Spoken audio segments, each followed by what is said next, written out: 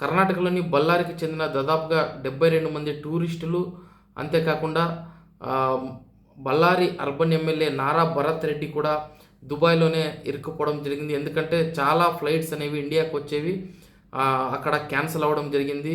72 మంది బళ్ళారికి చెందిన పౌరులు ఎవరైతే ఉన్నారో దుబాయ్ ఎయిర్‌పోర్ట్‌కి వస్తున్న సమయంలోనే వాళ్ళను అడ్డుకోవడం జరిగింది. ఈరోజు ఫ్లైట్స్ అన్నీ కూడా క్యాన్సిల్ అయ్యాయి అంటూ కూడా వాళ్ళు ఈ ఎయిర్‌పోర్ట్ అధికారులు వాళ్ళని అడ్డగించడం జరిగింది. సో, వాళ్ళు చేసేదేమీ లేక అక్కడ సమీపంలోని లాడ్జ్‌లలో తలదాచుకుంటున్నారు వాళ్ళు. దాదాపుగా ఒక రోజుకు 15,000కు పైగా వాళ్ళకు లాడ్జ్ ఫీజు అయితే అడుగుతా ఉన్నారంటూ కూడా వాళ్ళు ఆరోపిస్తున్నారు. అంతేకాకుండా మమ్మల్ని కాపాడండి అంటూ కర్ణాటక ప్రభుత్వాన్ని అండ్ బళ్ళారి రూరల్ ఎమ్మెల్యే అయిన నాగేంద్ర గారిని, అంతేకాకుండా బళ్ళారి ఎంపీ అయిన తుకారాం గారిని కూడా వాళ్ళు రిక్వెస్ట్ చేస్తూ ఉన్నారు.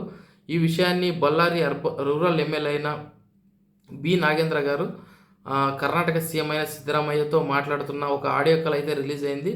అందులో ఆ పౌరులను అండ్ నారా భరత్ రెడ్డిని ఇండియాకు రప్పించే విధంగా చర్యలు తీసుకోవాల్సిందిగా కూడా ఆయన రిక్వెస్ట్ చేయడం జరిగింది. అందులో భాగంగా విదేశాంగ శాఖతో మాట్లాడి వాళ్ళందరినీ కూడా ఎంత సాధ్యమైతే అంత త్వరగా ఇండియాకు రప్పించే ఏర్పాట్లను చేయాలంటూ కూడా బళ్ళారి అర్బన్ రూరల్ ఎమ్మెల్యే అయిన నాగేంద్ర గారు సిద్ధరామయ్యను రిక్వెస్ట్ చేయడం జరిగింది. అంతేకాకుండా దుబాయ్లో ఇరుక్కుపోయిన బళ్ళారి యొక్క పౌరుల వీడియో కూడా ఒకటి రిలీజ్ అయింది. దాదాపుగా వాళ్ళు ఎయిర్పోర్ట్కి ఎంటర్ అయ్యే సమయంలో ఎయిర్పోర్ట్ అధికారులు వాళ్ళని అడ్డగించడం జరిగిందంట.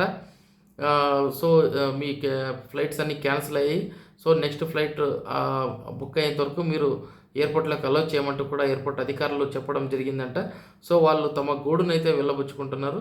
ఎందుకంటే మాతో డబ్బులు లేవు, అంతా ఖాళీ అయింది, మేము ఎక్కడ ఉండాలో కూడా తెలియని పరిస్థితి ఏర్పడింది, దయచేసి కాపాడని అంటూ కూడా వాళ్ళు రిక్వెస్ట్ చేస్తూ ఉన్నారు.